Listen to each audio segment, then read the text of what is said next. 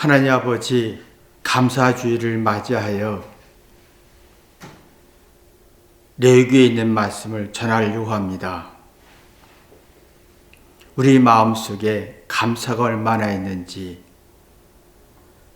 뒤돌아볼 수 있는 시간이 되게 도와주옵소서. 예수님의 이름으로 기도했습니다. 아멘. 하나님 말씀은 레위기 23장 9절부터 12절까지 보겠습니다. 여호와께서 모세에게 일러 가라사대 이스라엘 자손에게 고하여 이르라. 너희가 내가 너희에게 주는 땅에 들어가서 너희 곡물을 거둘 때에 위선 너희 곡물의 첫 이삭 한 단을 제사장에로 가져갈 것이요 제사장은 너희를 위하여 그 단을 여호와 앞에 연락되도록 흔들어 안식일의 이튿날에 흔들 것이며 너희가 그 단을 흔드는 날에 1년 되고 흠없는 수양을 번제로 여호와께 드리고. 하나님이 모세에게 일러 가라사대 이렇게 얘기했습니다. 이 땅에 곡물을 가나안 땅에 들어가면 곡물을 거둘 텐데 우선 제일 먼저 해야 할 일은 곡물의 첫 이삭 단을 제사장에게로 가져갈 것이고, 그래서 그 제사 곡식을 하나님께 연락받도록 제물로 드려라 라고 하는 내용입니다. 참 하나님이 모세에게 일러 가라사대 이 말은 아주 주관적이고 일방적이고 꼭 들어야 돼, 순종해야 돼, 안 들으면 안 돼, 이런 말입니다. 사람들이 주관적이고 일방적인 말을 할 때 되게 듣기 싫죠. 근데 어떻게 해서 모세는 하나님의 일방적인 말을, 주관적인 말을 무조건 순종해야 돼, 꼭 해야 돼, 이 말을 일리가 있다고 받아들였을까? 모세는 40년 동안 애굽의 왕자로 살았고 40년 동안 광야에서 살았고, 그래서 이 모세로서는 참 인생에 굴곡이 심했던 삶입니다.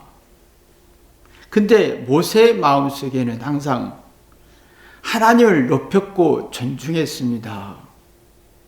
삶을 겪으면서 또 겪으면서 삶을 깨닫는 이치를 둔 사람입니다. 사람이 삶에서 깨닫고 삶의 노하우가 만들어지는 사람은 상대 말, 주관적이든 일방적이든 간에 참 일리가 있어 라고 생각을 합니다. 그러나 삶에서 겪으면서 회개가 안 되고 삶의 노하우가 없는 사람은 상대 말에 주관적이고 일방적인 말을 기분 나빠하고 듣지 않습니다. 그래서 이 모세는 이 말을 들었습니다. 하나님의 일리가 있어. 이런 마음은요, 하나님의 심정을 헤아렸다는 겁니다. 하나님은 자기 자신의 영광이나 자존심이나 이기적인 목적이 1도 없어. 오직 나를 위한 말이고 오직 이스라엘 백성들을 위한 말이야. 내 인생을 위한 말이야 라고 들렸다는 겁니다. 겪으면서 삶의 깨달음과 노화가 만들어질 때는 많이 회개했다는 얘기입니다. 회개한 사람은 상대의 마음을 읽을 수가 있고 아, 그래서 내게 이런 말 했구나라고 하는 일방적인 말도 불쾌하게 반응하지 않는 진심이 있었다는 겁니다. 이런 사람은 생각이 자극이 됩니다. 생각이 자극이란 말은 뭔가 문제 해결할 수 있는 능력입니다. 그리고 상대의 뜻을 헤아려서 아, 그래서 하나님께 곡식을 드리라 했구나, 감사한 마음으로 드리라 했구나, 그 이유를 이해할 수 있는 이게 생각이 자극이 됩니다. 근데 우리는 지금 상대의 말에 예민하지요. 일방적인 얘기다, 너무 당신 말을 하는 거 아니냐, 주관적인 얘기다 하면서 내가 억울하다, 기분 나쁘다라고 하면서 주장할 때 상대를 이해할 힘이 없으면 상대 생각이, 내 생각이 자극이 안 되고 불완전한 감정이 자극돼서 분노와 화를 내는 성질이 만들어집니다. 그러면 무시받은 느낌, 상대의 말에 무시받은 느낌에 또 상대의 뜻은 왜 하나님이 이게 곡식을 드리라는 그 이유를 모르고 상대의 말뜻을 이해 못해서 자기의 죄나 어떤 불안을 풀어낼 수 없는, 생각이 자극이 되지 않으니까 자기 불안, 죄를 어떤 스트레스 풀 수가 없으니까 감정적으로 반응하는 성질이 굉장히 강해집니다. 지금은 우월하고 똑똑하고 잘난 거 가지고 먹고 사는 시대입니다. 근데 겪으면서 노하나 삶의 비결은 깨닫지 못합니다. 상처만 있습니다. 삶을 뒤돌아보면 억울하고 상처 있고 또 분하고 도움과 사랑을 받은 게 없는 것처럼 느껴지는, 아무리 부모가 사랑을 줘도 도움을 받은 것 같지 않은 뭔가 불행한 마음이 굉장히 강해지고 있는 겁니다. 그 이유는 삶에서 회개하고 깨달아 노하가 없고 나의 잘난 걸 주장해서 살다 보니까 상처만 남아있는 결과입니다. 그러니까 부부 사이에도, 부모와 자녀 사이에도 대화할 때 상대가 일리 있는 말을 하고 이렇게 했으면 좋겠어 라는 말해도 일방적이고 지시 명령하는 것처럼 불쾌하게 반응하게 되고, 그러면 상대의 입장을 이해하지 못하고 자기 입장만 억울하다고 생각하고 감사는 전혀 없지요. 모세는 이걸 깨달았습니다. 하나님이 왜 곡식 제일 먼저 우선 첫 거둘 때 무엇보다 먼저 하나님께 제물을 드리라란 말은 감사해라, 소중히 여겨라,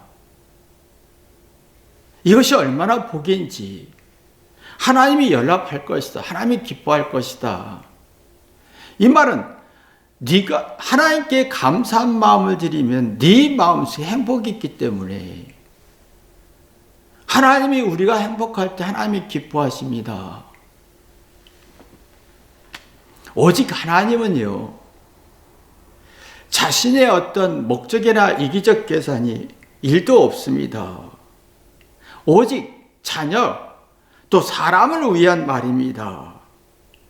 부모도 자신의 뜻이나 의도와 1도 없어야 합니다. 오직 자녀 인생을 위해서 오직 말을 해야 합니다. 자기 영광이나 자존심이나 목적은 1도 없어야 되고 오직 자녀의 인생을 위해서 말을 해야 합니다. 그럼 자녀는 인생의 고난과 시련이 30배, 60배, 100배고 생기면서 부모의 인생, 부모의 말뜻을 알아들으면 사랑이라는 건 느껴지면서 아, 부모가 나를 위한 말이구나. 그러면서 부모 말 한마디 한마디가 자녀는 생각을 자극하게 되고, 그러면 부모 말을 이해하면 이해할수록 지능지수가 높아지고 쌀이 분별고 정신 차리면서 인생의 고통과 아픔을 헤아리고 극복할 수 있는 생각의 자극, 고난과 시련이 있을 때마다 문제 해결 방법을 찾아내는 지혜와 통찰력이 만들어집니다. 지혜와 통찰력은 자기 잘못을 받아들일 때입니다. 부모가 말할 때, 하나님이 말할 때, 그러면 부모나 하나님이 나를 위한 말이구나 라고 할 때는 자기의 문제를 보게 되고, 자기의 잘못과 문제를 보면 지혜가 나오고 이성이 나오고 지혜가 나오면서 지식이 깊어집니다. 즉 문제 해결 지식이 깊어지면서 이해 수가, 지혜 수가, 경우의 수가 많아지면서 내가 이 문제를 해결하겠다는 적극적인 과 은혜의 마음이 생기죠. 그런데 상대가 말할 때 자기 목적과 이기적인 자존심의 목적이 강하면 이미 말하는 사람이 높아집니다. 그리고 말하는 사람은 이미 자녀나 상대를 무시하게 되고, 그럼 무시로 느끼는 사람은 부모 말이, 상대의 말이 일방적이다라고 하면서 감정으로 대응하고 불쾌하게 반응하면서 생각이 자극되지 않습니다. 이성이 자극되지 않습니다. 그러면 이성 없는 감정으로 반응하면 듣기 싫죠. 이성이 있어야 내가 이해가 되고 그래서 나오는데 그 이성이 없는 감정으로 반응하면 듣기 싫죠. 생각이 자극이 되지 않습니다. 그러면 상대의 잘못을 먼저 보고 자기 잘못을 보지 않습니다. 이게 이제 불완전한 감정이 되는 거예요. 그리고 사례 분별해야 돼. 정신을 차리지 못하면 분별력이 없어지죠. 감정으로 반응하는 게 많아서 그러면 내가 느낌으로 맹신하게 되는 성질이 생기는데, 유튜브는 대부분이 자기 목적과 진영 논리나 이익 계산이 목적을 두고 얘기하는 게 유튜브 논리입니다. 근데 이 유튜브 논리를 이해하고 파악할 능력이 없으니까 뭔가 내가 우울해지고 열등감 같은,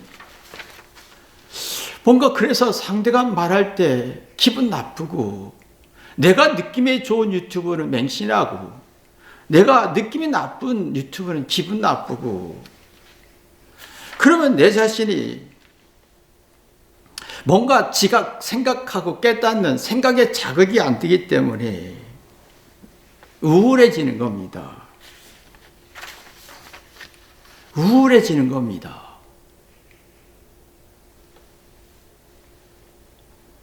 그래서 하나님이 벌써 말씀하시기를 곡식을 거둘 때 최우선적으로 제사장에 가져가서 이 말은 하나님께 드리라. 이 말은 곡식을 최고 가치를 느끼게 하라.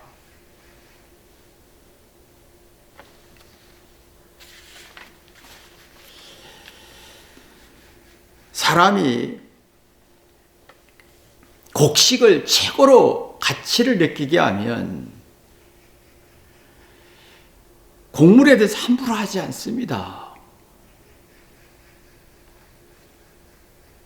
상대에 대해서 감사하게 느끼면 상대를 함부로 하지 않습니다. 깊이 생각하고 상대를 존중하고 상대의 노력을 존중할 수 있는, 상대를 존중하고 높을수록 난 차분해지고 냉정해지고, 그러면 내 심리적 안정 속에서 정신을 차릴 수가 있고,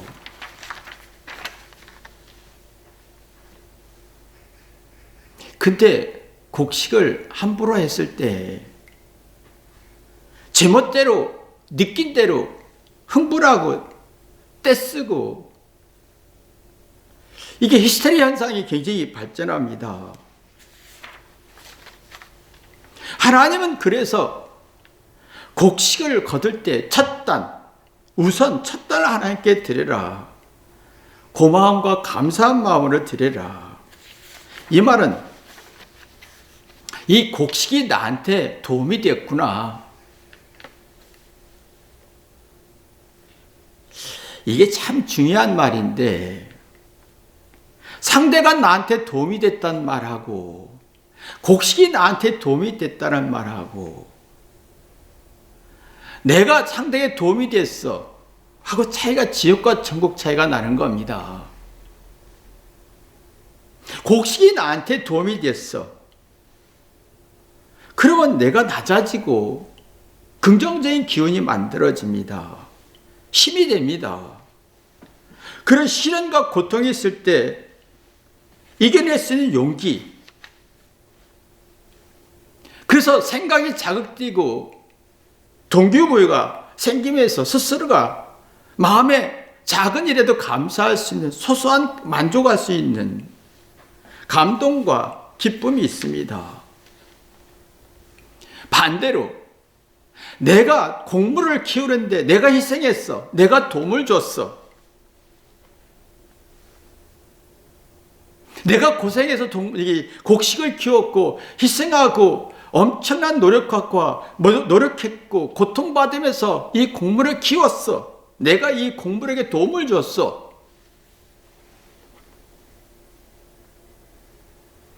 어느 순간에 감사가 사라지고 미움과 증오가 만들어진다는 겁니다.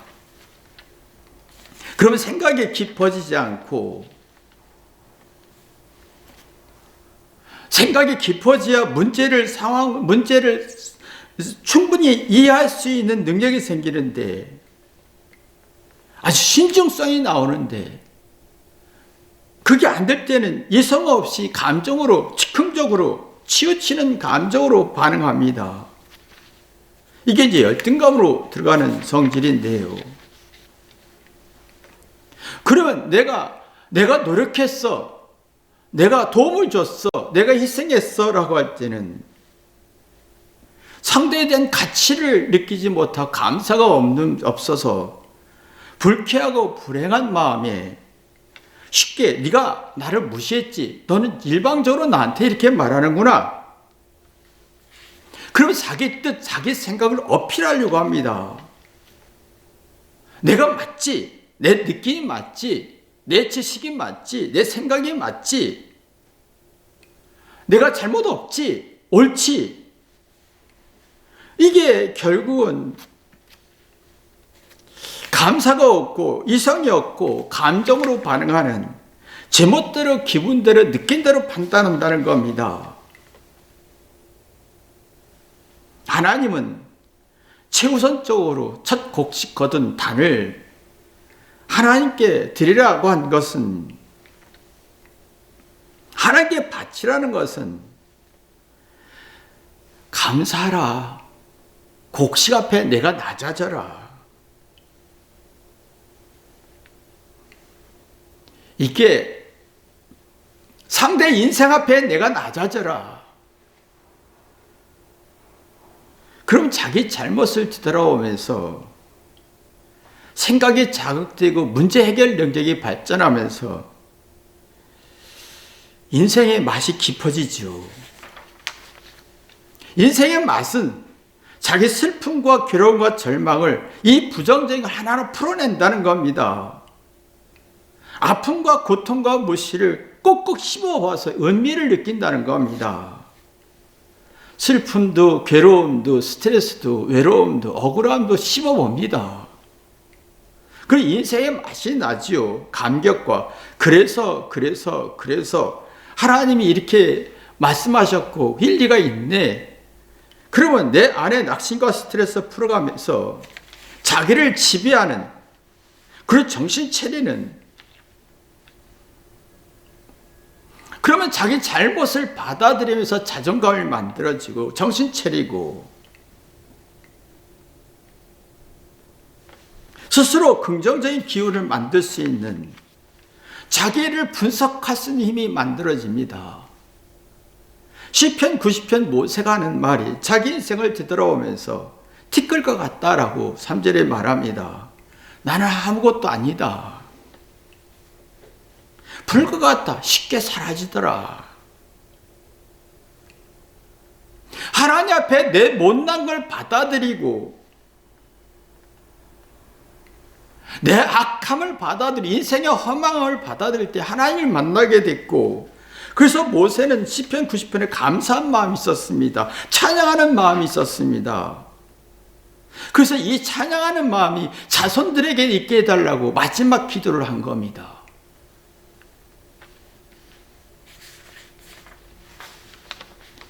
내 못난 걸 받아들일 때 마음에 감동과 행복이 있고 흐뭇하고 즐겁고 상대의 노력에 대해서 굉장히 존중할 수 있고, 그래서 자기 인생의 슬픔, 아픔, 못난 것, 늙고 초라한 걸 곰곰이 씹고 찝다 보면 하나님의 말씀이 일방적인 말이 아니라 일리 있는 말이고 깊은 뜻이 있고 목적이 있다는 걸, 나를 위한 말이라는 걸 깨닫게 됩니다. 그때 우리는 대부분이 내가 노력했고 고생해서 곡식이 자랐어. 그럼 하나님께 안 드립니다. 내가 고생했으니까. 왜 감사가 없지요? 내가 했으니까. 높아집니다. 우리는 이게 너무 많죠. 아내에게, 남편에게, 서로가 내가 힘들었어. 내가 고생했어. 부모는 자녀에게 내가 얼마나 고생해 너한테 돈을 줬는데 내가 높아졌죠. 감사가 없습니다. 근데 문제는 자기 잘못을 씹지 않고 상대의 잘못을 씹습니다. 그러면 자기 잘못을 곱곱 씹어볼 때 자기 인생의 맛을 느끼는데, 자기 잘난 걸 씹고 상대의 잘못을 씹을 때 불쾌하고 불행한 마음이 깊어지면서 인생의 맛이 없고 자기 슬픔과 아픔을 풀 수가 없어서 주장하는데 망상과 그 결과는 번뇌와 스트레스밖에 없는 거예요.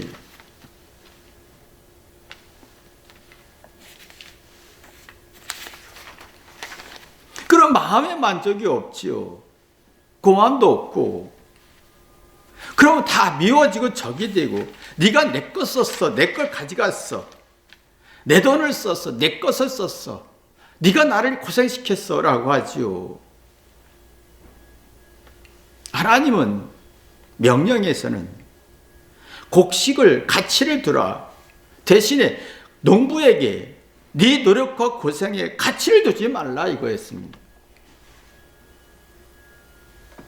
자신의 노력과 고생에 가치를 두면 감사가 없고 욕구만이 만들어지지만, 곡식에 대한 가치를 두면 곡식이 얼마나 비바람과 더위와 추위에 싸워서 이겨냈을까.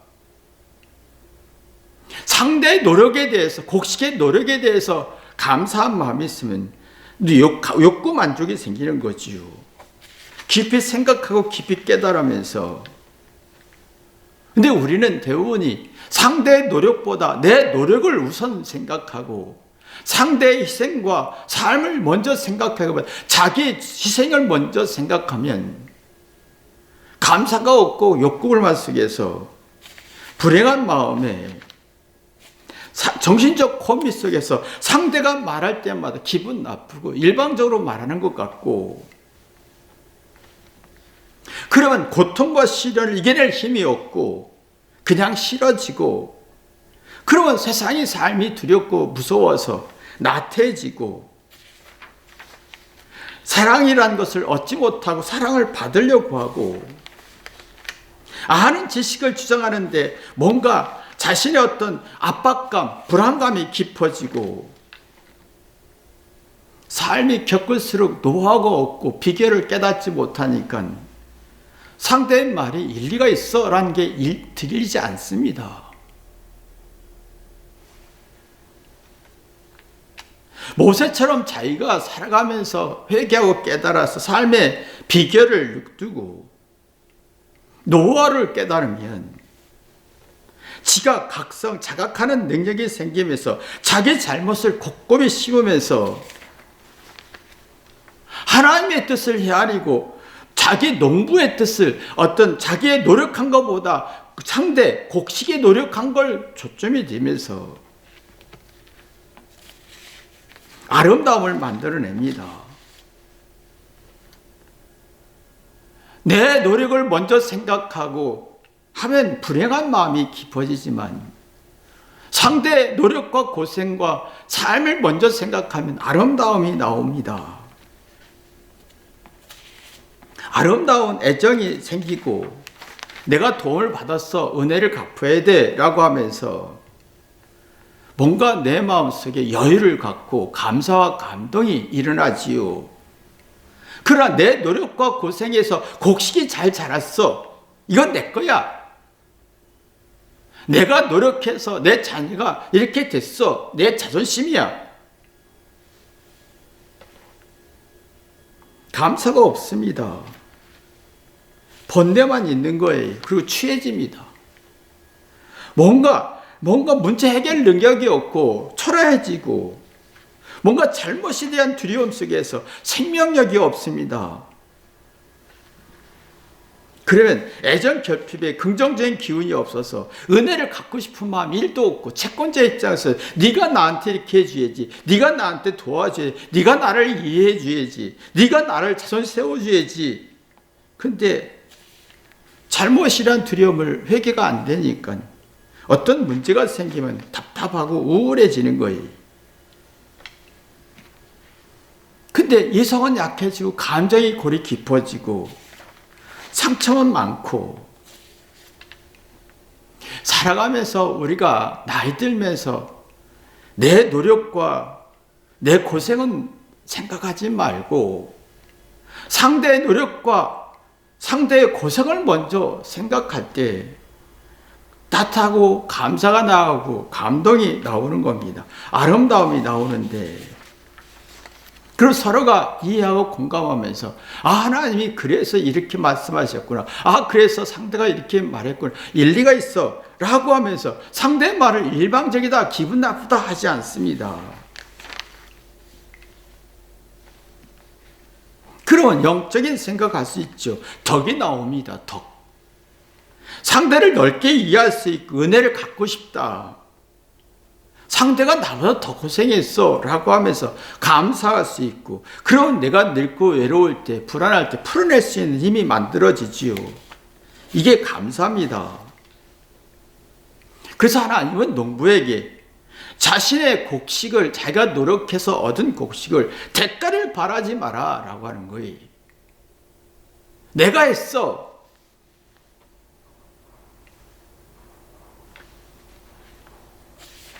이 곡식을 키워서 곡식을 첫 단을 하나님께 드리라는 말은 하나님의 것이야. 그리고 이것은 곡식에 엄청난 노력해서 한 거야. 그런 마음이 따뜻해지고 긍정적이고 마음의 효심과 덕이 나오지요. 사랑하고 싶은 욕구가, 사랑하고 싶은 에너지가 나옵니다. 그러나 내가 노력해서 곡식이 채워졌고 내가 노력하고 고생해서 내가 이렇게 했어 라고 주장할 때는 상대의 정신이나 의도와 뜻을 노력을 일도 모르면서 일방적이야 하고 부정적이고 불쾌한 성질 속에 내 생각이 죽어서 굳어져서 완고해집니다. 그럼 내가 완고해지면 부정적인 성질이 강해지면서 행복하고 감사하고 감동을 얻고 불행한 마음속에 불쾌수가 높아지고 문제 해결 능력이 없다 보니까 감사가 1도 없는 겁니다. 그래도 나이 들수록 상대의 노력과 산과 희생과 생각을 먼저 생각하고 내 노력과 희생과 어떤 삶을 후에 생각해야 된다는 겁니다. 내 노력과 내 상과 내 주장을 주장하지 말고 함정 의심하면서 그러면 내 마음속에 따뜻한 감사가 나온다는 겁니다. 그러면 이런 속에서 내가 하나님 앞에 내 인생의 슬픔과 아픔을 씹으면서 그래서 하나님은 그랬구나, 그래서 하나님은 이랬구나, 그래서 모세처럼 내 인생에 티끌 같고 아무것도 아니구나 하다 보니 하나님을 만나게 됐고 자기는 하나님의 백성이라는 걸 깨닫게 됐고, 그래서 이 복을 자손들에게 있게 해달라고 하는 기도했던 모세처럼 우리는 하나님의 깊은 뜻을 헤아릴 수 있어야 됩니다. 그 감사가 나오죠. 감사는 무조건 회개입니다. 자기 잘못을 보고 상대 잘못을 공감할 수 있고, 내 노력과 희생은 먼저 생각하지 않고 상대의 잘못, 상대의 노력과 고생을 먼저 생각해서 내 마음을 따뜻하게 만드는 것에 감사합니다. 내 마음이 따뜻해야 내가 외롭고 쓸쓸해서도 편안해지고 하나님의 백성으로서의 삶을 살 수 있는 거지요. 여러분이 감사주의를 맞이해서 진짜 감사의 축복이 있기를 주님의 이름으로 기도합니다. 기도하겠습니다. 하나님 아버지, 하나님의 일방적인 지시를 했을 때 모세는 그것을 받아들였습니다. 그 감사했습니다. 순종했습니다. 우리도 이런 마음 있게, 감사한 마음 있게 도와주옵소서. 예수님의 이름으로 기도했습니다. 아멘.